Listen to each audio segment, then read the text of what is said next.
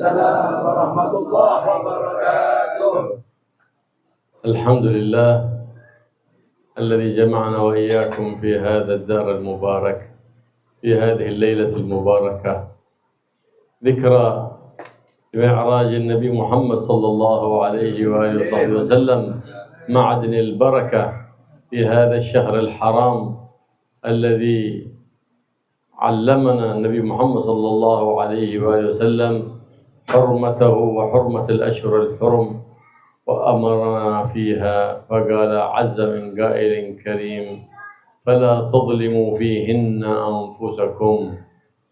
بعد أن ذكر الأشهر إن عدد شهور الله 12 شهرا منها 4 حرم، ما وصية الله فيها؟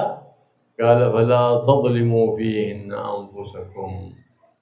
لا تظلم نفسك ولا تظلم غيرك، فإن ظلمك لغيرك ظلم لنفسك.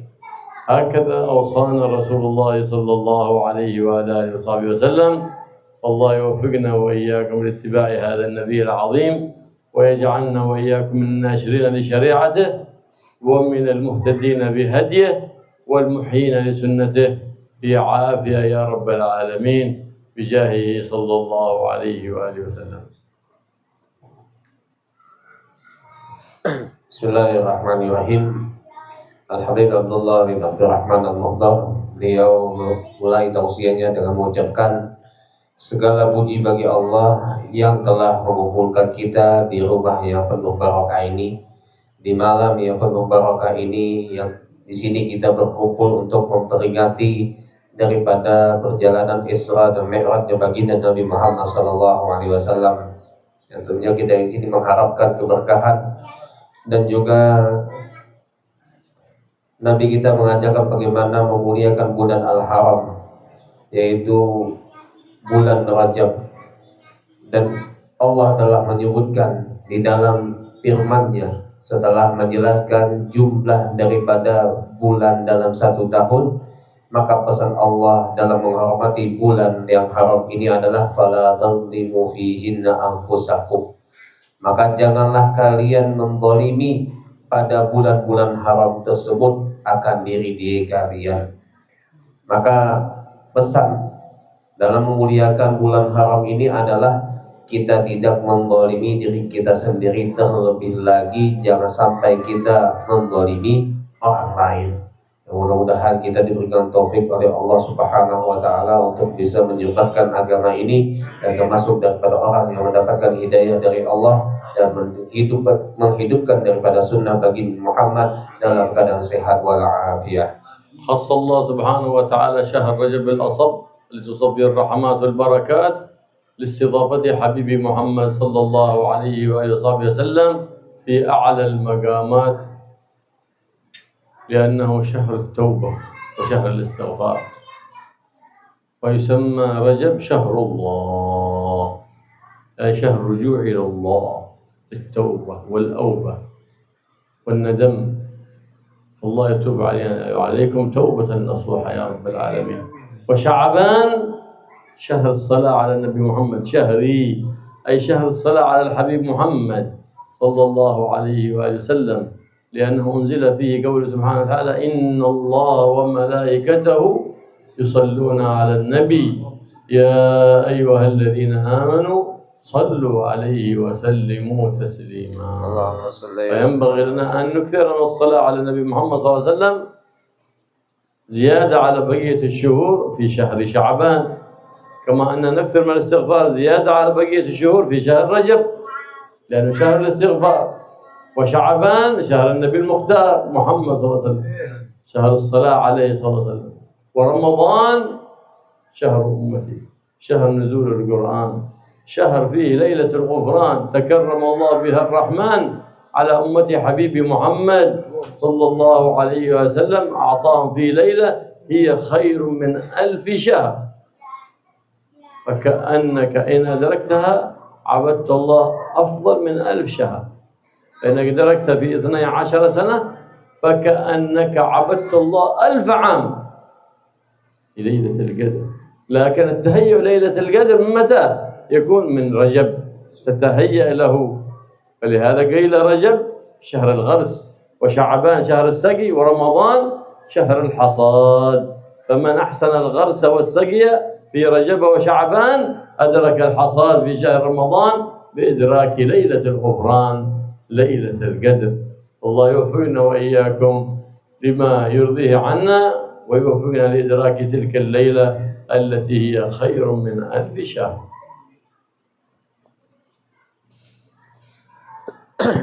Dan Allah memberikan keistimewaan bulan Rajab ini yang dikenal dengan bulan Al-Asr, yaitu penuh dengan curahan rahmat dari Allah, dan bulan daripada Al-Asr yang tidak terdengar di bulan Rajab ini keributan dan peperangan, karena di bulan ini juga Allah telah menjamu kekasihnya baginda Nabi Muhammad SAW dengan kedudukan yang sangat tinggi. Bulan Rajab adalah syahrul taubah, bulan bertaubat, bulan kita meminta ampun kepada Allah Subhanahu wa taala, sebagaimana dikatakan Rajab syahrullah, Rajab adalah bulannya Allah, bulan kita kembali kepada Allah, kita menyesal atas setiap kesalahan yang kita lakukan di hadapan Allah Subhanahu wa taala, maka bertaubatlah kita dengan taubatan nasuha. Kemudian Sya'ban dikatakan adalah bulan kita bersalawat atas baginda Nabi Muhammad SAW, dan Sya'ban dikatakan bulan salawat kepada Nabi karena di bulan Sya'ban Allah turunkan firman-Nya, innallaha wa malaikatahu yusholluna 'alan nabi ya ayyuhalladzina amanu shollu 'alaihi wa sallimu taslima. Maka kita diminta di bulan Sya'ban ini untuk memperbanyak salawat kepada baginda Nabi, melebihi daripada bulan-bulan yang lainnya. Begitu juga istighfar di bulan Rajab. Biasanya kita di setiap bulan, di setiap hari di bulan yang lain Rajab kita membaca istighfar dengan bilangan tertentu, maka di bulan Rajab kita perbanyak lagi daripada bulan-bulan sebelumnya. Kemudian setelah Sya'ban adalah bulan Ramadan, yang mana adalah syahrul ummati, bulan umatku, kata Nabi. Dan dikatakan juga Ramadan adalah syahrul nuzul Quran, bulan turunnya daripada Al-Quran, dan bulan pengampunan daripada Allah Subhanahu wa taala. Karena di bulan Ramadan ada satu malam, yang mana malam tersebut lebih baik daripada 1000 bulan. Maka barang siapa mendapati malam tersebut, maka sama saja dia telah menyembah, beribadah kepada Allah Subhanahu wa taala seperti beribadah 1 bulan. Maka persiapkanlah diri kita untuk mendapati kemuliaan malam Lailatul Qadar yang dimulai dari bulan Rajab. Makanya dikatakan Rajab syahrul ghars. Rajab adalah bulan kita menanam. Wa Sya'ban syahrul saqi, dan bulan Sya'ban adalah bulan untuk kita menyiram tanaman yang telah kita tanam di bulan Rajab. Wa Ramadan syahrul hasad, dan Ramadan adalah bulan kita memanen atas apa yang telah kita tanam, kemudian kita siram tanaman tersebut, akhirnya kita bisa memanen di bulan Ramadan, yaitu dengan mendapati daripada malam Lailatul Qadar. Mudah-mudahan kita diberikan taufik oleh Allah untuk bisa mempersiapkan daripada mendapati bulan Ramadan dengan malam Lailatul Qadar dan mendapatkan keridhaan daripada Allah Subhanahu wa taala. وقد قال الله سبحانه وتعالى في كتابه العزيز بقوله يهتدي المهتدون سبحان الذي أسرى بعبده ليلا من المسجد الحرام إلى المسجد الأقصى الذي باركنا حوله لنريه من آياتنا إنه هو السميع البصير. أسر الله سبحانه وتعالى بحبيب محمد صلى الله عليه وآله وسلم وأراه من الآيات والعجائب في ليلة الإسراء وفي ليلة المعراج، من الآيات والعجائب والغرائب. فلما أسري بالحبيب محمد صلى الله عليه وآله وسلم جاء بالبراق ليركبه. من استضافه؟ أرسل له أعظم ملك ميكائيل وجبريل لاستقبال الحبيب صلى الله عليه وسلم، وأرسل إليه أحسن مركوب، لأن الضيف أحسن ضيف على الإطلاق محمد صلى الله عليه وسلم. فجاء بالبراق، فلما أراد النبي محمد صلى الله عليه وسلم أن يركب البراق اهتز البراق فرحا وسرورا ظن جبريل أنه اهتز، أنه نفورا من النبي محمد صلى الله عليه وسلم، وقالوا ما يا براق والله ما ركبك أفضل من هذا النبي، أفضل نبي ركب على هذا البراق، فهو أعظم مركوب هذا البراق. فأسري بالنبي محمد صلى الله عليه وسلم من مكة المكرمة، وفي تلك الليلة رأى من العجائب الشيء الكثير، رأى من العجائب الشيء الكثير. رأى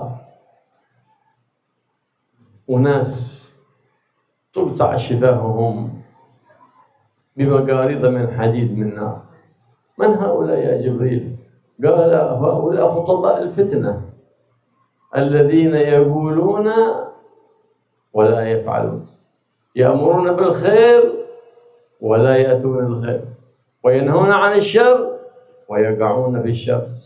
هؤلاء لأنهم خانوا الأمانة، فلهذا قطعت شفاههم، فهم يتكلمون يريدون الشهرة، يريدون الجاه، يريدون المنصب، لكن ما يهمهم الدين في شيء، لكن يترسمون باسم الدين وهم بعداء عن الدين. هؤلاء خانوا الأمانة. الأمانة أمرها عظيم، خصوصا أمانة الدين. أمانة الدين أمرها عظيم عند رب العالمين. فلهذا يقول الحبيب صلى الله عليه وسلم لا إيمان لمن لا أمانة له. لا إيمان لمن لا، نفى الإيمان عنه. من هو؟ لأن عكس الأمانة الخيانة، وهي صفة النفاق، والأمانة صفة الإيمان. ما يتحلى بحفظ الأمانة إلا مؤمن.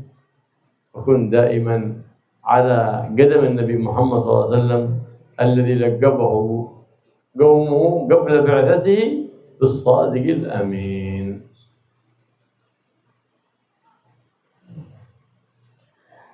Dan Allah Subhanahu wa taala berfirman berkaitan dengan perjalanan Isra dan Mi'raj, yaitu subhanalladzi asra bi 'abdihi lailan minal masjidil haram ilal masjidil aqsa alladzi barakna haulahu linuriyahu min ayatina innahu was-sami'ul basir. Maka di sini Allah Subhanahu wa taala memberikan keistimewaan bagi Nabi kita Nabi Muhammad sallallahu alaihi wasallam. Allah memberikan perjalanan malam hari dan memperlihatkan daripada tanda-tanda kekuasaannya dan hal-hal yang ajaib yang membuat terkagum-kagum oleh baginda Nabi. Maka perjalanan malam tersebut Nabi didatangkan dengan sebuah tunggangan, yaitu sebaik-baik tunggangan, yaitu buraq. Karena yang akan dijamu ini adalah sebaik-baik tamu, tentunya akan diberikan sebuah tunggangan dengan sebaik-baik tunggangan, yaitu buraq. Kemudian Allah juga mengutus sebelum ini sebaik-baik malaikat, yaitu malaikat Mikail dan Jibril. Maka sebaik-baik tunggangan secara itlaq adalah buraq yang ditunggangi oleh baginda Nabi Muhammad SAW. Ketika Nabi menaiki buraq tersebut, maka buraq tersebut dia seperti gemetar, tapi bukan gemetar takut, tapi karena saking senangnya buraq itu dia seperti bergemetar. Kemudian malaikat Jibril mengatakan, diamlah kamu wahai buraq, tidaklah yang menunggangi menaiki kamu ini kecuali adalah orang manusia yang paling afdal secara keseluruhan. Maka perjalanan Isra daripada kota Makkah, yaitu Baitullah menuju Baitul Maqdis di kota Palestina, baginda Nabi Muhammad SAW melihat daripada keajaiban dan tanda-tanda kekuasaan Allah Subhanahu wa taala yang sangat banyak. Di antaranya adalah Nabi melihat ada suatu kaum, suatu golongan yang mana lidah mereka itu dipotong-potong, dipotong dengan gunting yang terbuat dari neraka.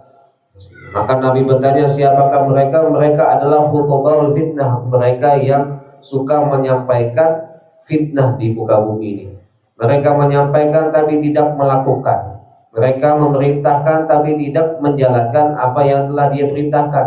Dia melarang, tapi dia malah melakukan apa yang telah dilarang. Mereka hanya menginginkan daripada apa yang dia sampaikan untuk bisa dikenal, untuk bisa mendapatkan kedudukan, untuk bisa mendapatkan pangkat. Mereka tidak peduli lagi tentang agama. Ya, padahal mereka memakai pakaian yang mengidentifikasikan bahwasanya mereka adalah orang yang beragama, padahal dia bukan orang yang memiliki agama. Karena agama itu adalah amanah, dan amanah itu adalah sesuatu yang sangat agung. Sebagaimana baginda Nabi Muhammad SAW mengatakan, la imana liman la amanatalah, tidaklah sempurna keimanan bagi orang yang tidak memiliki amanah. Ya.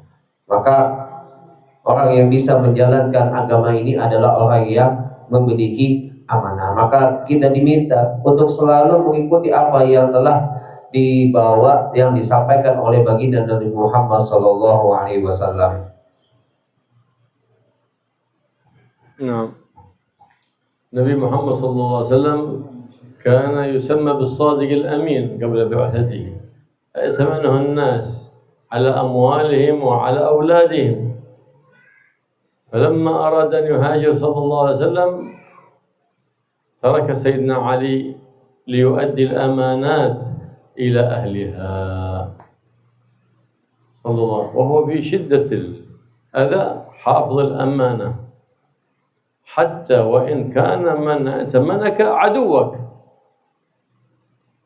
أو على غير دينك، واجب عليك تحفظ الأمانة وإن كان هو عدوك وإن كان على غير دينك، واجب أن تعامله بالأمانة. فلهذا قيل ادي الأمانة لمن ائتمنك ولا تخن من خانك. إذا كان هو خائن خانك لا تفعل مثله، إذا تكون مثله في الخيانة. فلهذا أمرنا النبي محمد صلى الله عليه وآله وسلم. فمراقبة الله أمانة، أمانة الله. كان سيدنا عمر بن الخطاب يمشي في بعض سكك المدينة في ليلة من الليالي في خارج المدينة، سمع امرأة خاطب ابنتها تقول لها اخلطي اللبن بالماء. قال قد نهى أمير المؤمنين عن خلط اللبن بالماء. فقالت لها أين عمر مننا؟ بعيد، إيش تعرف عمر؟ ليش منين من بيعلمه؟ من بيعرفه؟ فقالت البنت لأمها إذا كان عمر غايب فرب عمر لا يغيب، فيعلم بخيانتنا إن احنا غششنا اللبن بالماء. فعلم سيدنا عمر هذا الدار، علم عليه. في الصباح أمر أن تحضر هذه الآية، فلما عرفها قال بنت هذه بنت من؟ قال بنت فلان. فخطبها لابنه، قال هذه اللي تخاف الله تراقب الله لابد أنها بنت صالحة. فخطبها لابنه عاصم وتزوج بها ابنه. جاء من نسلها من نسلها عمر بن عبد العزيز الخليفة الصالح، من نسلها هذه. شفتي كيف؟ على قدر صلاح الآباء والأمهات يصلح الأبناء والبنات. ولهذا إن يكون عندك بنت زوجها صالحا من نسل الصالحين، وإن كان عندك ابن زوجه صالحا من نسل الصالحين، حتى تتبارك الذرية. حينئذ تتبارك الذرية. بماذا؟ وكان أبوهما صالحا. هذا الجد التاسع من جهة الأم، وكان أبوهما صالحا. قال بعض السادة هذه أرجى آية عندنا. لماذا؟ فقال أبوهما صالحا. إذا كان أبوهما صالحا، ومن أب أهل البيت النبي محمد صلى الله عليه وسلم والحبيب الأعظم محمد صلى الله عليه وسلم، وكان أبوهما أصلح الصالحين النبي محمد صلى الله عليه وعلى آله وصحبه وسلم. هكذا كان. جاء عمر بن عبد العزيز مشى على ما كان عليه عمر بن الخطاب في عدله عندما تولى الخلافة، حتى أنه من أمانته كان في شؤون المسلمين والسراج اللاصي. فلما انتهى من أمور المسلمين جاء ابنه أراد أن يكلمه في أمور البيت، فقام أطفأ السراج الأول وأشعل السراج الصغير. قال لماذا تفعل هذا؟ قال نعم، كنا نتكلم في مصالح المسلمين بالسراج المسلمين، والآن فنتكلم في مصلحتنا، هذا السراج من مالي، اشعله من مالي، فلا أريد أن أخون المسلمين في أمانتهم. هكذا، لهذا ارتقوا مراتب عاليات بأنهم حفظوا الأمانات، وهي كل هذه أمانات من الله سبحانه وتعالى أمرنا بحفظها. الله يوفقنا وإياكم لحفظ الأمانة ويوفقنا للصيانة.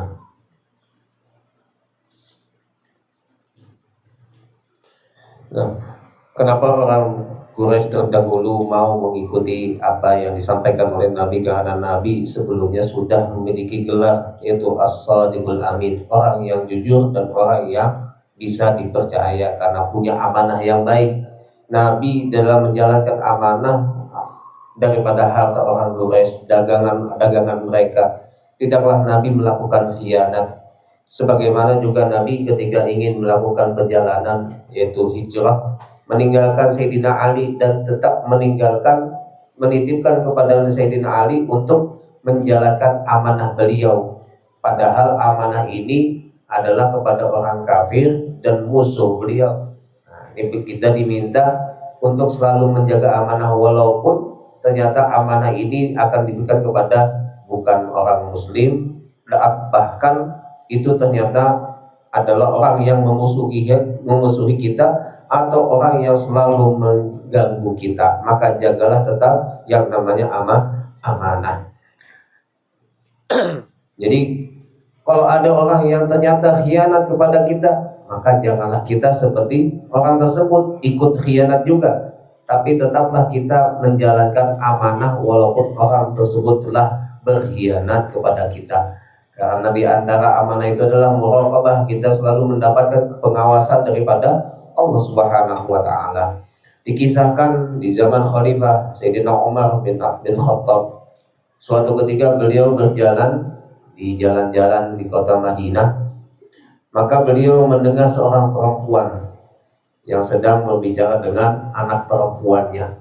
Ya, si ibu ini bicara dengan anak perempuannya, mengatakan, "Wahai anakku, kamu campurkan susu ini dengan air." Maka si anak mengatakan, "Wahai ibuku, kan Sayyidina Umar Khalifah mengatakan tidak boleh kita mencampur susu itu dengan air."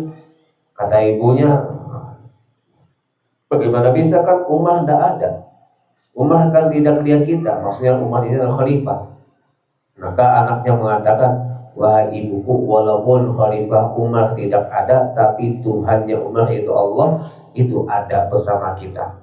Setelah mendengar itu dan mengetahui bagaimana kesolehan anak perempuannya, besoknya Sayyidina Umar meminang si anak perempuan tadi untuk anak beliau yang bernama Asim bin Umar. Ya, nama anak beliau Umar bin Khattab ini adalah namanya Asim. Kemudian menikah dan lahirlah dari keturunan ini khalifah yang terkenal juga, yaitu Umar bin Abdul Aziz. Maka di sini kita bisa mengetahui bagaimana takaran dan ukuran daripada kesolehan orang yang terdahulu. Dia akan menghasilkan daripada anak-anak zuriat yang soleh dan solehah. Dengan begitu, kalau kita punya daripada orang terdahulu yang soleh, itu akan membawa keberkahan bagi zuriat-zuriat yang setelahnya. Sebagaimana yang disebutkan di dalam Al-Quran, wa kana abuhuma salihah. Diriwayatkan oleh para ahli tafsir bahwasanya abuhuma di sini adalah kakek mereka yang ke-9, dan itu pun dari ibunya, bukan dari ayahnya. Nah, ini kemudian menjadi salah satu harapan khususnya daripada salafus soleh tentang ayat ini, yaitu Sadah Bani Alawi Ahlul Baitun Nabi. Karena yang dimaksud abuhuma sholihah adalah siapa lagi kalau bukan baginda Nabi Muhammad SAW. Itu harapan mereka untuk bisa menjadi keturunan zuriat yang soleh. Maka Sayyidina Umar bin Abdul Aziz menjalankan khadim amanah tersebut sebagaimana kakek beliau Umar bin Khattab.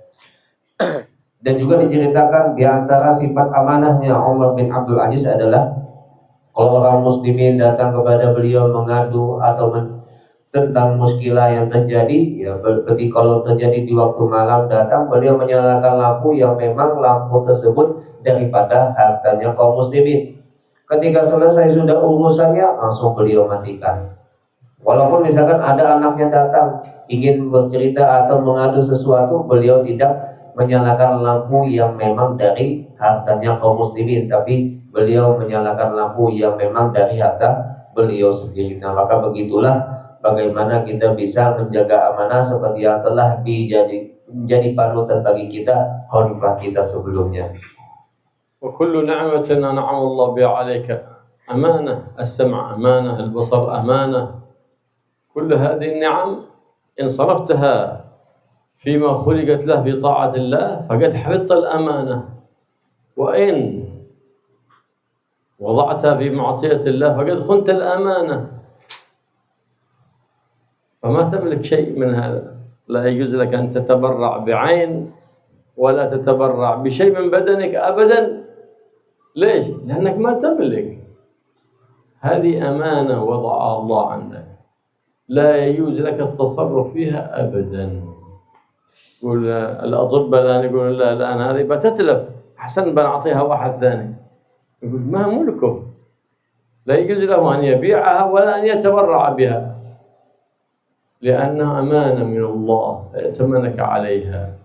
إن حفظتها أجرت وشكرت يوم القيامة، وإن خنتها عذبت على تلك الخيانة. هذا جعل الله سبحانه وتعالى الأمانة أساس في الشريعة. من الأمانة أنك تحب لأخيك ما تحب لنفسك. إذا رأيت سوءا في أخيك أو رأيته على نقص أو على عيب أو على فعل حرام تبذله النصيحة، هذه أمانة. ما هو ترى عورة أخيك المسلم مكشوفة وتسكت عنها، هذه خيانة للأمانة. فقد أخذ علينا العهد العام من النبي محمد صلى الله عليه وآله وسلم النصح لكل مسلم، حتى قال النبي محمد صلى الله عليه وآله وسلم الدين النصيحة. كل الدين يرجع إلى النصيحة. نصيحة، أحب لنفسي الخير والأجر والثواب في مجلس علم، مجلس ذكر. في هنا الليل مجلس ذكر، مجلس علم، تفضل. مثل ما تحب لنفسك الأجر والثواب تحب لغيرك. الدال على الخير كفاعله، يقول النبي محمد صلى الله عليه وسلم. صدق؟ هنا تتكاثر المجالس وتتبارك المجالس، كل واحد يدل أخاه على ذلك الخير. لأنها مجالس الذكر هذه مجالس عظيمة ما تفوتك. مجالس الذكر مجالس عظيمة، فإن تركها إنما هو عقوبة والعياذ بالله. مجالس الذكر ليه؟ لأنها هي رياض الله في هذه الدنيا. أي رياض؟ الجنة، رياض جمع روضة، أي الجنة في الدنيا. ما هي؟ قال مجالس الذكر. هذه مجالس الذكر.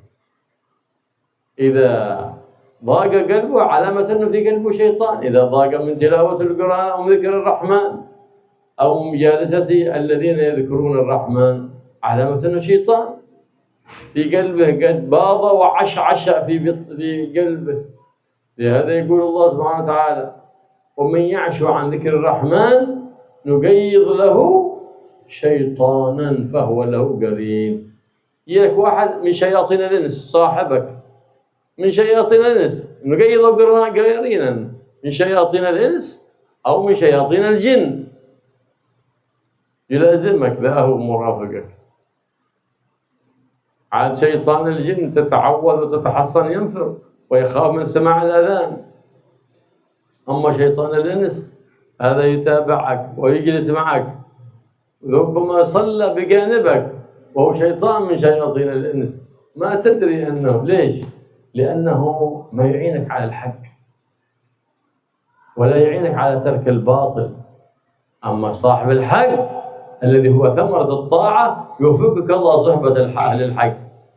إذا نسيت فعل الخير ذكرك، وإذا أردت فعل الشر أنذرك، كما قال الإمام الحداد: لقد عز في هذا الزمان موافق يعينك في مجد وينهاك عن سفلي.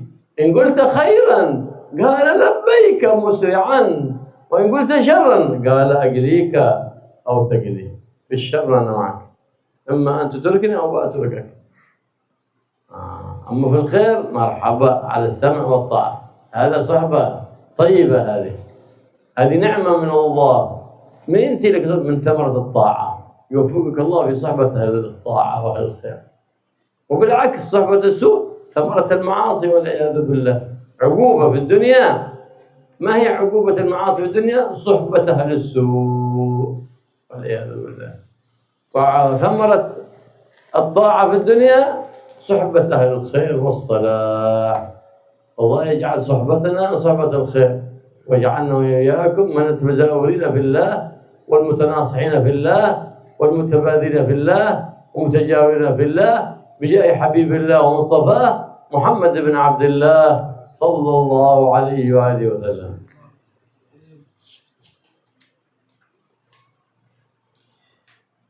Kita punya pandangan, kita punya pendengaran, itu semua adalah amanah. Maka setiap kenikmatan yang kita dapatkan dari Allah itu adalah amanah yang Allah titipkan kepada kita. Tentunya amanah ini harus kita gunakan kepada hal-hal yang memang diridhoi oleh Allah Subhanahu wa Ta'ala. Jangan sampai kita meletakkan amanah ini bukan pada tempatnya, yaitu maksiat kepada Allah Subhanahu wa Ta'ala. Karena kenikmatan yang kita dapatkan sekarang ini bukanlah sesuatu yang kita miliki. Semua ini adalah titipan dan amanah dari Allah Subhanahu wa Ta'ala. Maka janganlah kita gunakan kenikmatan ini semua kecuali hal-hal yang membuat ridho daripada Allah Subhanahu wa Ta'ala. Karena kenikmatan yang ada ini bukan milik kita, milik Allah, dan ini adalah hanya amanah, titipan saja. Maka kalau misalkan ada dokter meminta bagian daripada anggota tubuh kita, kita tidak boleh menjualnya, karena ini bukan milik kita. Karena yang ada ini adalah miliknya Allah Subhanahu wa Ta'ala. Jika kita telah menunaikan amanah tersebut, maka kita tidak dikatakan khianah. Sebaliknya, kalau kita tidak menunaikan amanah, tentunya kita telah khianat kepada Allah Subhanahu wa Ta'ala. Dan amanah itu adalah fondasi kita dalam beragama, begitu juga dalam kehidupan kita. Kalau kita misalkan mencintai saudara kita, bentuk kita menjalankan amanah adalah kalau kita melihat saudara kita, teman kita melakukan sebuah kesalahan, maka kita nasihati. Kita nasihati teman kita yang telah melakukan kesalahan tersebut, bukan dengan berdiam diri. Kalau berdiam diri itu sama saja, kata beliau, itu khianat. Karena kewajiban kita bagi sesama muslim adalah saling menasehati. Sebagaimana Rasul sallallahu alaihi wasallam bersabda, ad-dinu an-nasihah. Agama itu adalah nasihat. Jadi satu sama lain saling menasehati. Kalau kita ingin mendapatkan pahala, kebaikan, dan lain-lainnya, tentu kita akan menasehati saudara-saudara kita yang sedang melakukan kesalahan atau jatuh dalam sebuah maksiat. Sebagaimana kita juga mencintai diri kita sendiri untuk mendapatkan kebaikan dan pahala, maka kita berikanlah petunjuk bagi saudara kita atas kebaikan. Bagaimana bisa hadir majelis atau hadir di majelis zikir atau maulid, maka dengan tersebut akan menjadi membawa keberkahan bagi majelis-majelisnya. Dan orang yang menunjukkan daripada suatu kebaikan, tentunya dia akan mendapatkan kebaikan tersebut. Majelis zikir atau majelis maulid itu adalah sesuatu yang sangat agung, karena surganya, kebunnya Allah dan surganya Allah di dunia ini adalah majelisnya zikir, majelis daripada zikir dan ilmu. Kalau kita menemukan hati kita itu sempit, ya, itu berarti tandanya kita telah diganggu oleh setan, dikasih debu-debunya setan, ya. Sebagaimana Allah Subhanahu wa taala menyebutkan dalam firman-Nya, barang siapa yang berpaling daripada menyebutku, mengingatku, maka nuqayyid, maka aku ikat bagi dia pertemanan, yaitu dengan setan. Entah setannya bentuknya manusia atau setannya yang memang berbentuk seperti jin. Ya, kalau misalkan bentuknya jin, ya terlihat dia merasa memang tidak enak duduk di dalam majelis, merasa sempit kalau dia duduk di dalam majelis. Kalau setannya manusia, nah, dia duduk bareng, wujudnya ada, tapi dia merasakan bahwasanya teman yang setan, yang berbentuk setan yang berbentuk manusia ini, kalau kita salah dibiarkan. Kalau kita melakukan suatu kebaikan, tidak ada motivasi dan semangat, dibiarkan begitu saja. Tapi kalau teman itu yang betul-betul amanah, kita melakukan kebaikan, oh dia beri semangat lagi. Kalau kita melakukan kesalahan, dia mengingatkan kita. Itu adalah teman yang baik. Kalau teman yang seperti setan, ya tadi, kalau sudah melakukan kesalahan, ya dibiarkan terus dalam kesalahan. Kalau melakukan kebaikan, dia malah diam-diam saja, tidak memberikan motivasi dan semangat. Maka buah daripada ketaatan. Nah, makanya kita menjalankan sebab untuk bisa mendapatkan teman yang baik adalah melakukan ketaatan. Maka hasilnya kita bisa mendapatkan teman-teman yang baik. Sebaliknya, buah daripada kemaksiatan adalah kita mendapatkan teman yang tidak baik juga. Nah, mudah-mudahan kita semua selalu diberikan oleh Allah pertemanan yang baik, dan kita saling menasihati, dan semuanya berkat baginda Nabi Muhammad SAW.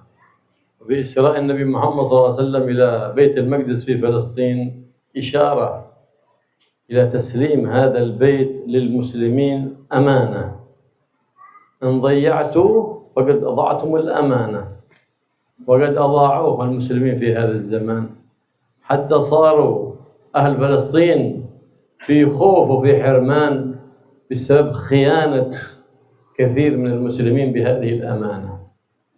أمانة واجب علينا حفظها، نسأل عنها يوم القيامة. وكم من إنسان دخل في الإسلام قريب لكن عنده أمانة، فهذا هو من أهل الإيمان. وكم من إنسان قديم في الإسلام بلا أمانة، هذا هو المؤلف، هذا هو المؤلف الذي لا أخلاق له ولا أمانة له، هذا المؤلف. وإن كان أبوه مسلم وجده مسلم، هذا مؤلف. وربما إنسان دخل في الإسلام أمس أو العام الماضي لكن قلبه ملآن بالإيمان، ملآن بمحبة الرحمن وحبيب الرحمن محمد وأهل الإيمان. هذا القلب، هذا هو المؤمن. لا يصح أن نقول مؤلف، لا يصح أن نقول مؤلف. من المؤلف؟ الذي لا أمانة له ولا خلق له ولا أدب له، بعيد عن الحبيب القريب وعن الخلق الحبيب المجيب محمد، وعن أدب الحبيب القريب محمد. هذا هو المؤلف. وكم ننظر اليوم ممن يسمونه مؤلف وهو ليس بمؤلف، لأنه إيمانه عالي راقي، تخلى عن الأخلاق الذميمة وتحلى بأخلاق كريمة. هذا هم أهل الإيمان. وإن كان أسلم البارحة وهم هذا له سنوات في الإسلام، وأبوه مسلم وجده مسلم، ولا خلق له ولا أدب له ولا أمانة له، أن يكون من أهل الإيمان؟ هذا هو المؤلف. هذا هو المؤلف. قلبه ملآن بالحسد، بينه وبين الكفر خطوة واحدة، يصلي ويصوم لكن قلبه ملآن بالحسد. هذا هو المؤلف، بينه وبين الكفر خطوة واحدة ويخرج عن الإسلام. الحاسد ما يكون من أهل الإيمان. هذا هو المؤلف. من هو المؤلف؟ الحاسد، في قلبه حسد، هذا هو المؤلف.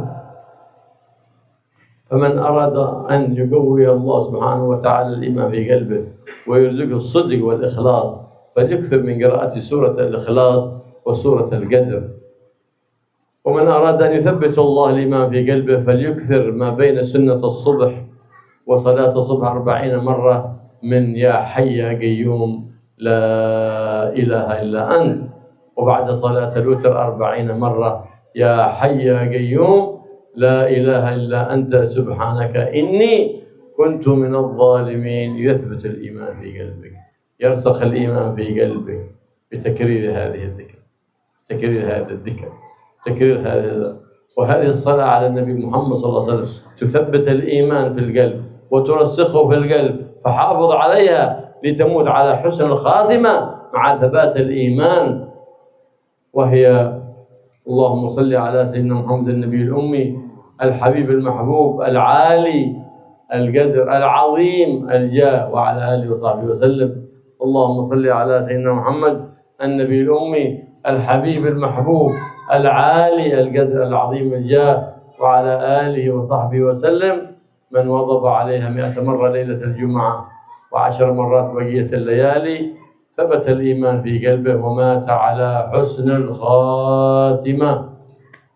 فهكذا كل من وظب على الصلاة على النبي محمد صلى الله عليه وسلم ورده وواظب على الاستغفار يموت على حسن الخاتمة. وقد قال النبي محمد صلى الله عليه وسلم يموت المرء على ما عاش عليه ويبعث على ما مات عليه. فالله يحيينا على طاعته وعلى اتباع حبيب محمد صلى الله عليه وسلم ويحشرنا في زمرة النبي محمد مع الآمنين المطمئنين الذين لا خوف عليهم ولا هم يحزنون بجاه النبي محمد الرؤوف الرحيم صلى الله عليه وعلى آله وصحبه وسلم. Kemudian kembali tentang perjalanan Isra dan Mi'raj, Nabi melakukan berjalan dari kepada Mekah ke Baitul Maqdis. Di sini ada sebuah isyarat bahwasanya kenapa perjalanan Isra itu sampai ke Baitul Maqdis, menunjukkan bahwasanya Baitul Maqdis ini sudah diserahkan kepada umat Islam. Maka kita punya amanah untuk menjaga Baitul Maqdis. Tapi yang terjadi kita menyia-nyiakan amanah tersebut, hingga bagaimana kita lihat saudara kita yang di Palestina, mereka dalam keadaan takut, dalam keadaan yang tidak baik, karena kita telah menyia-nyiakan amanah untuk menjaga Baitul Maqdis.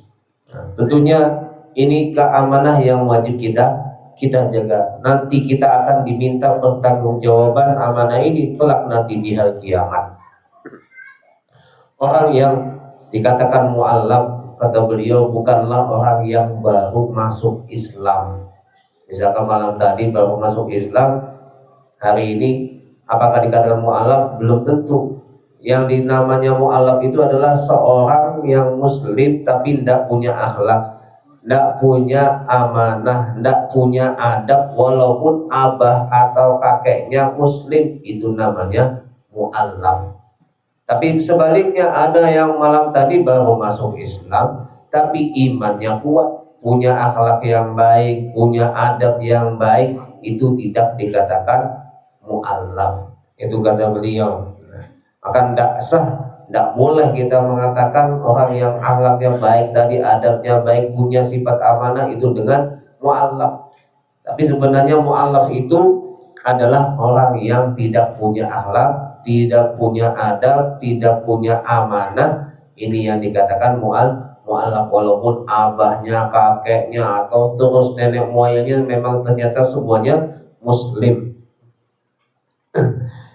Maka orang yang mu'allaf itu juga kata beliau orang yang hatinya penuh dengan rasa iri, rasa dengki, itu juga bisa dikatakan mu'allaf.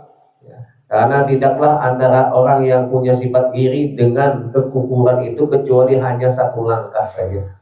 Artinya sangat mendekati kepada kekufuran kalau dia punya sifat iri dan dengki. Nah, maka di sini beliau memberikan bagi kita sebuah wirid atau bacaan untuk menguatkan iman kita, untuk menguatkan daripada ketakwaan kita, yaitu diantaranya pertama dengan selalu membaca suratul Ikhlas dan surah Al-Qadr. Ada kulayam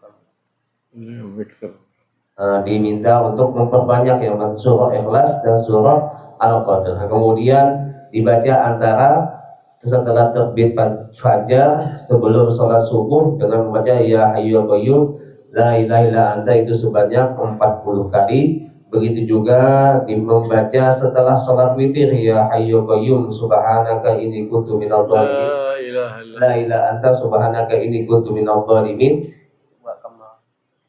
40 kali.